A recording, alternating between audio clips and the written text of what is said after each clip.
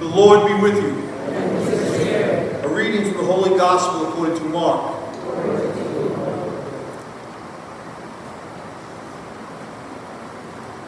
When Jesus had crossed again in the boat to the other side, a large crowd gathered around him, and he stayed close to the sea. One of the synagogue officials, named Jairus, came forward. Seeing him, he fell at his feet and pleaded earnestly with him, saying, "My daughter is at the point of death. Please come lay your hands on her, that she may get well and live." He went off with him, and a large crowd followed him and pressed upon him. There was a woman afflicted with hemorrhages for 12 years. She had suffered greatly at the hands of many doctors and had spent all that she had. Yet she was not helped, but only grew worse. She had heard about Jesus and came up behind him in a crowd and touched his cloak. She said, "If I but touch his clothes, I shall be cured." Immediately her flow of blood dried up. She felt in her body that she was healed of her affliction. Jesus, aware at once the power had gone out from him, turned around from the crowd and asked, "Who has touched my clothes?" But his disciples said to Jesus, "You see how the crowd is pressing upon you, and yet you ask, 'Who touched me?'" He looked around to see who had done it. The woman, realizing what had happened to her, approached in fear and trembling. She fell down before Jesus and told him the whole truth. He said to her, "Daughter, your faith has saved you. Go in peace to be cured of your affliction." While he was still speaking, people from the synagogue official's house arrived and said, "Your daughter has died. Why trouble the teacher any longer?" Disregarding the message that was reported, Jesus said to the synagogue official, "Do not be afraid, just have faith." He did not allow anyone to accompany him inside, except Peter, James, and John, brother of Jesus. When they arrived at the house of the synagogue official, he caught sight of the commotion. People were weeping and wailing loudly. So he went in and said to them, "Why this commotion and weeping? The child is not dead, but asleep." And they ridiculed him. Then he put them all out. He took along the child's father and mother and those who were with him and entered the room where the child was. He took the child by the hand and said to her, "Talitha cum," which means, "Little girl, I say to you, arise." The girl, a child of 12, arose immediately and walked around. At that, they were utterly astounded. He gave strict orders that no one should know this, and said that she should be given something to eat. The Gospel of the Lord. Praise to you, Lord Jesus Christ.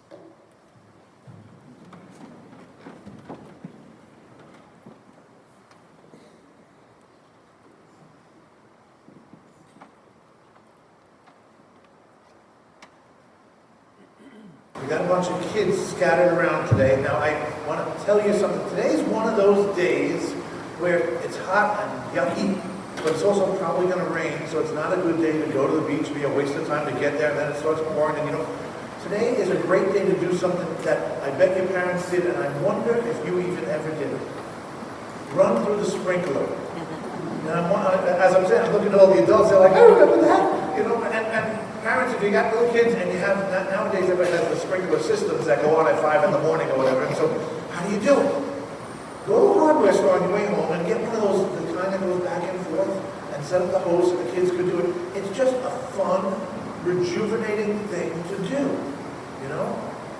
Now, what's that got to do with anything? Well, as I said, I was on retreat this week, and I learned something. I used this book as my guide on the retreat. It's called First Belong to God, a retreat with Pope Francis. So I was on retreat with my good friend Pope Francis and my best friend Jesus. And the book is based on a lot of things Pope Francis said, but he didn't write the book, but he wrote a note in the beginning. And he said, I kept on going back to this because it just was it opened my heart over and over to a reality that I knew, but I just never really, it was never that concrete. He said, when we allow God to heal us of our self-sufficiency, that's, I can do it myself, I earn things, things like, think about the kids who do, they come in with their cards, on their Works of Mercy cards, and they're doing it because I do this and I'm earning the sacrifice. No, it's not that. If we do it because we're responding to God's love. But here's what happens. First, when I let go of my self-sufficiency, I'm healed of that, then I become one with all of creation, and I become a channel of God's grace. Or I recognize in the world that everything is a channel of God's grace, but each one of us, through baptism, by virtue of baptism, is a channel of God's grace. Wow. And he says what we're supposed to do is keep the channel open as much as we can. So let's go back to the sprinkler thing. So suppose you're going to run through the sprinkler, but you have it on only a little bit. And you got this little bit of water, and so you're like, not exactly exhilarated, okay? You gotta have the water on full power so that you can run through the sprinkler and get soaked no matter what you do, you can't escape it. That's what it is with God's grace. Each one of us has to have it on full power, open ourselves so that God's grace can flow through us. Think about how we began Mass. Take a moment and let God look at you and love you. We experience it, and then we passed it on by greeting one another. We were experiencing being channels of God's grace for one another. Think about the sign of peace that we share. Peace is the gift that Jesus gave us at the resurrection. Peace be with you. And then the disciples were so excited. He said it again. He really wants us to have that. And what do we do when we offer a sign of peace? Peace. Peace. That's not exactly being a channel of God's grace. We gotta do it with enthusiasm to the point where the person who you're going at, here's what I want to suggest. When we get to the sign of peace, the person you said I'm praying for you, go to them, and I noticed a few of you actually went across the aisle, wonderful. Go across that person and hug them.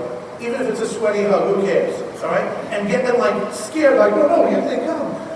But that's what we should let God's grace overflow from us. But wait, how can I be a channel of God's grace? I'm a sinner.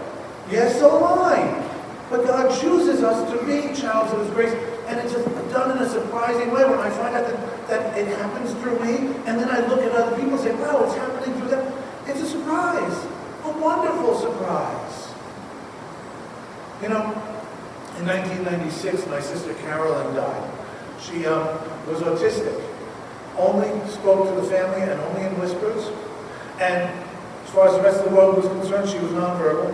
She also had a severe curvature of her spine. It was kind of like a hunchback. At her wake, a friend of my sister, Regina, came up to me and says, Michael, you have to know that right now, Carolyn is standing up straight and talking up a storm to anyone who will listen. What an amazing statement of faith that she shared with me at a moment of challenge.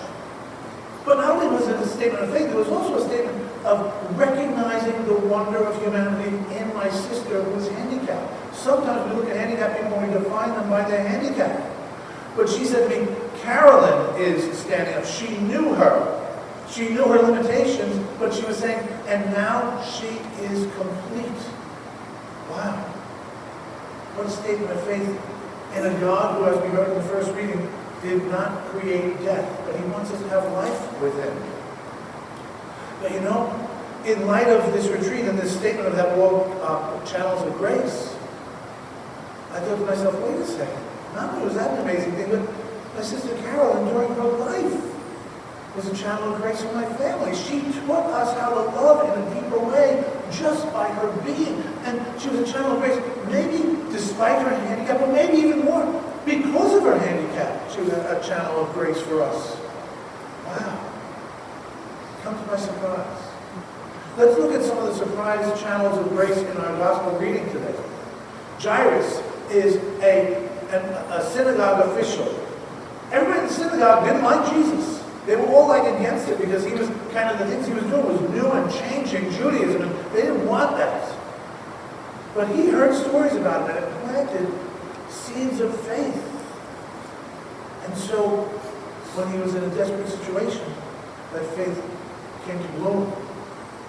And he went before Jesus and in faith said, my daughter's about to die. Please, I know you can do something. And that statement of faith became a channel of grace for Peter, James, and John, and for all of us who hear the story over and over again. But Peter, James, and John who witnessed it. But then the woman with the hemorrhage. She was, first of all, a woman in that society, did not have that much status. She's constantly bleeding. Blood was seen as unclean. Not because it in itself was dirty, but because it was so sacred, because blood carries life. And so it was something you don't want to take casually. But because she was bleeding, she was unclean. And so she was isolated from the community, from her family. She was broke because she spent all of her money on doctors and got nowhere. So this woman who has absolutely no status is an outsider like you wouldn't believe, just because of her faith became a seed of grace. And think about it, it was her faith. This is a different miracle. Jesus usually lays hands, he makes mud, he embraces people, does it, and that's how he heals it. This one, he was passive. He's just walking along and she touched the tassel of his clothes with that much faith. If I just do that, he'll heal me. And he felt it come out of him. But he didn't do anything about it. It was her who opened that channel. And what happened? This woman who was an outsider, who was seen as unclean all of a sudden, daughter, your faith has healed you. Daughter of God, son of God, we're children of God. Let God look at you. Let God love you. That's what she did. And think about it. Where did she hear about Jesus? She may have heard about it by somebody else who was healed by him and stuff like that. Who, you think about it, well, they became channels of grace. And many people who were healed, they were looked at as whatever is wrong with them must be a punishment because they're a sinner. So they were outside of it. Jesus healed them and they became channels of grace. The word spread. Wow. Then you got Jairus' daughter. She's beyond no status. She's dead. She's lying there dead. And yet, Jesus reaches out to her and says, little girl, rise. And she comes back to life, and she and her story becomes a channel of grace for centuries of people who hear that story. Not just for Peter, James, and John, and Jairus and his wife, but for all of us. We hear it over and over again. He took a dead child and brought her back to life.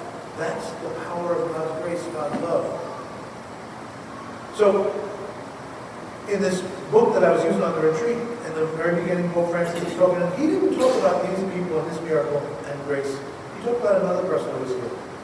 He talked about that guy who was paralyzed and was by the pool, and every time the water stirred up, nobody could get him to the pool, and he just stayed there. He was trapped in his self-sufficiency or trusting in the world, not trusting in God. And what did Jesus say to him when he asked, do you want to be healed? Well, nobody can bring me to the pool. That's not what I asked you. Do you want to be healed? What did he say to him? The exact same thing he said to the girl. Rise. Take up your mat and walk. Rise. Let go of not just your physical paralysis, but let go of what's holding you back from trusting in me. That's what Francis is saying when he says, when we let go of or healed of our self-sufficiency, whatever is getting in the way of complete trust in God is paralyzing us, is killing our hearts and our souls a little bit at a time. So he says, rise. And that man rose and again had to become a channel of grace because people would see him and say, weren't you the guy who was laying down? Yeah, I am, but now I can walk. He had to tell a story. He couldn't help but tell his story because now he could walk. His life was a witness.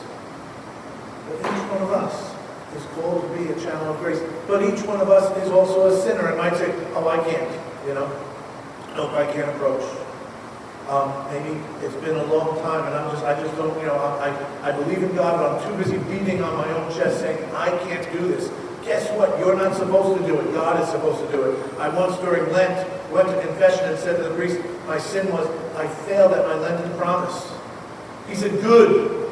What do you mean good? He said, because if you do what you promised in Lent, it's all about you. Self-sufficiency. But you failed and now you have to turn to God. Trusting in God. Wow. That Lent changed. Changed from what I can do to what God can do in me. Now I look at Lent and I almost say, I wonder when I'm going to fail. Because When I fail, then I have to turn to God. And that's when we become channels of His grace. So what is God, Jesus, saying to each one of us here?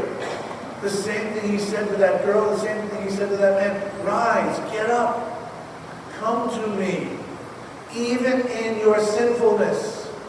Come and let me heal you and make you a channel of grace. And then let the grace flow from you. Let your story of spiritual healing, of physical healing, of healing of your sins, let your story be a story of grace. Let it flow. Remember, the sprinkler has just got a little bit of water on it. That is not refreshing. But when the sprinkler is flowing and you're running through it and you can't escape that water, that's refreshing.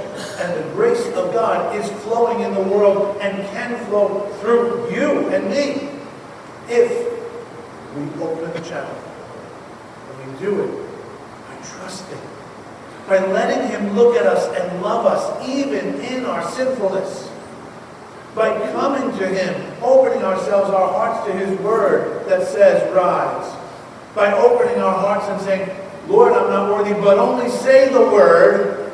And the word is Jesus, the Word incarnate, and my soul will be healed. Let Him heal us.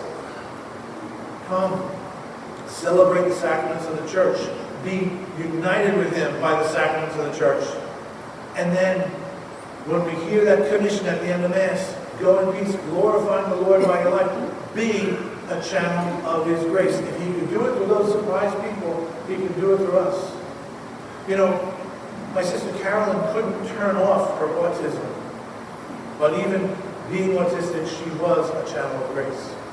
We can't turn off the fact that we are sinners on our own. But we can turn to Him, and He can begin the process of healing. But we have to let go of our self-sufficiency, open ourselves up to the grace that He wants to give us, and then let it flow through us into the world, glorifying the Lord by our lives.